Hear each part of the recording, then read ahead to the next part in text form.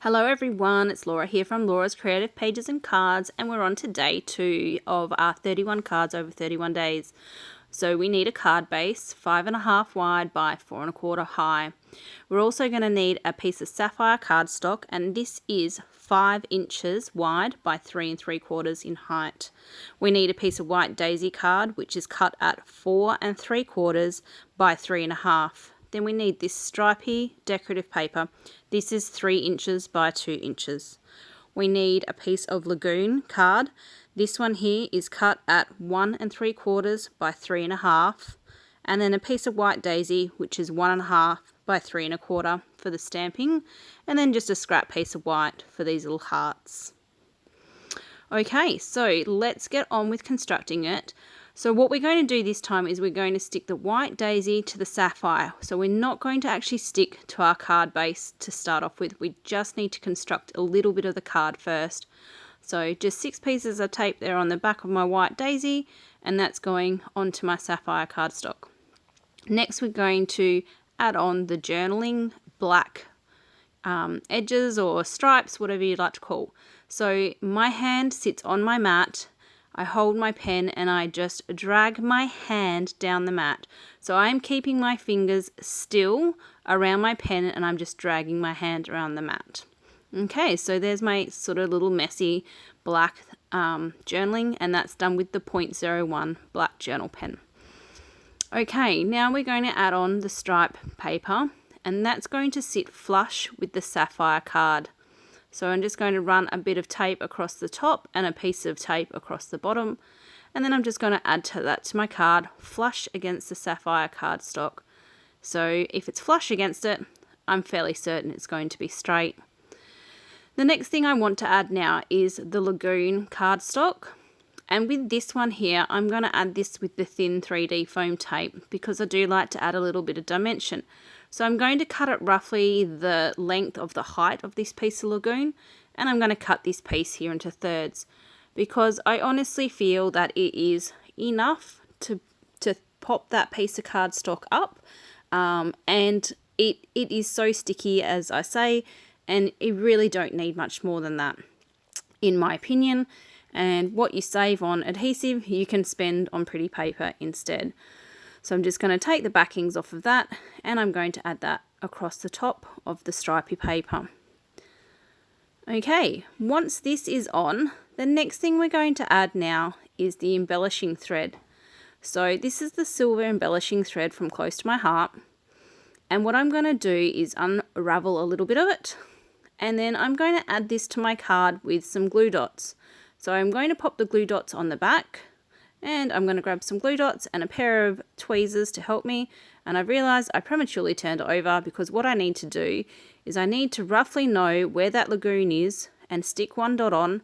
And now I'm going to use the grid on my Versa mat here so that I know that that glue dot is roughly 1 inch from the bottom of my card, and so I can place that second glue dot on. Glue dots I find are the best adhesive to stick this embellishing twine in. So I'm just going to stick one end in, wrap it around, and then press it into the other end of the glue dot, and I'm going to cut it off. And I'm just going to repeat that process 2 more times. So I've got 3 thicknesses of the twine. So the reason why I do this is because, hey, I don't need that twine all the way around the back of my card. I honestly just need those 3 strips. Now I'm just going to add a little bit of adhesive, and that's now ready to stick on my card. Making sure that my card opens correctly before I stick it on because I really don't want it upside down. Once this is pressed on, I really come to realize that my lagoon piece of card is not on straight enough. So I'm just going to quickly pull it up there and straighten it because it was irritating me. Okay, now let's make a bow. So unravel a bit of the embellishing twine, and then using 2 fingers just wrap it around about 4 or 5 times, and then cut it off with a little bit of excess embellishing thread available. Peel that off of your 2 fingers, pinch it in the center.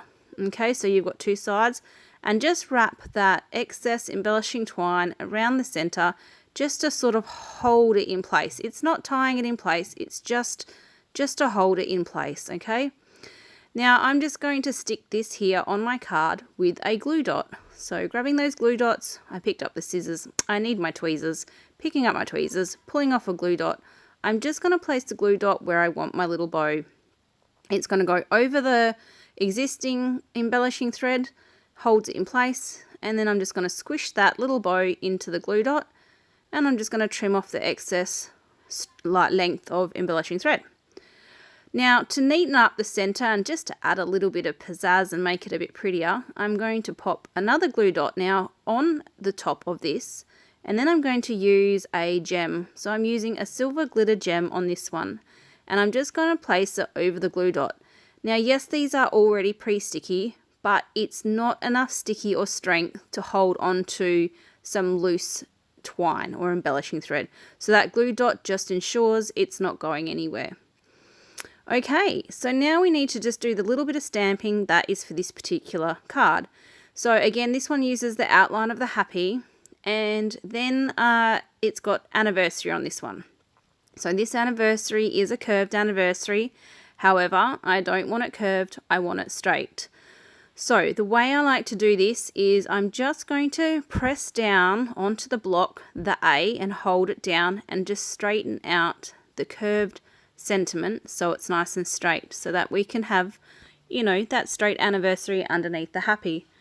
I'm using black ink for this, so this particular card is only done with black ink, and then that anniversary goes in underneath the happy. So when you stamp the happy on, make sure you stamp it fairly close to the top of your cardstock, allowing enough room for your anniversary. Okay, so this one here was actually coloured in, and I used my tri-blend marker and I used the dull green blend. When I colour in, I like to put my marker ink on in strokes. So I'm actually pressing down, and I'm only pressing down and putting the ink on the down stroke, and when I go flick back up, I'm actually not pressing on the paper. That was fast! I actually coloured in the card that I'm sampling now in the darker shade and the one that was already done in the lighter. Right, now I'm adding on a little bit of black colour to the edge of this white cardstock. I just think it makes it stand out and pop a little bit more. So just rubbing the edge through the ink to get that look. And now it's time to adhere this to the Lagoon cardstock that's already on the card. And we are almost done. So this is a really easy card, but I think it has a little bit of pizzazz with that little embellishing, the silver embellishing thread bow and twine. These hearts here are found on the stamp set, and I love the look of having the solid, little tiny solid and the more open flecky one paired up together. So the stamps, they just peel off of those carrier sheets and go onto a little stamp, a block, and I used green apple for these particular ones. When I cut out, I prefer to cut off of the cardstock the individual item that I'm cutting. So I'm only focusing on cutting one thing. And when I cut, I don't move my right hand at all. So you'll notice that in this video, my right hand, all it is doing is opening and then slowly squeezing the scissors low. So this is staying still. It is my left hand that is actually moving the paper around.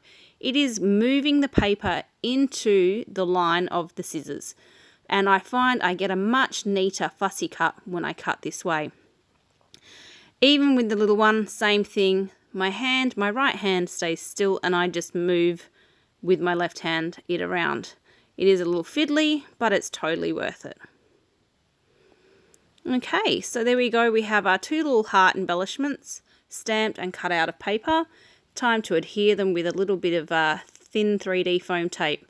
So what I've done is cut off a fairly big rectangle, and then out of that rectangle I'm going to cut off a little wee tiny square to fit behind the smallest heart, just using those scissors to help put it on there. And then that other funny shaped piece that's left, that can go behind the other heart, because nobody needs to know what the shape actually is. Then I'm just going to place those onto the card, and I think that just finishes the card off. So I do love to stamp and cut out little embellishments to decorate my card. And there you have it. That's day 2. Happy anniversary. Thanks for joining me. Bye now.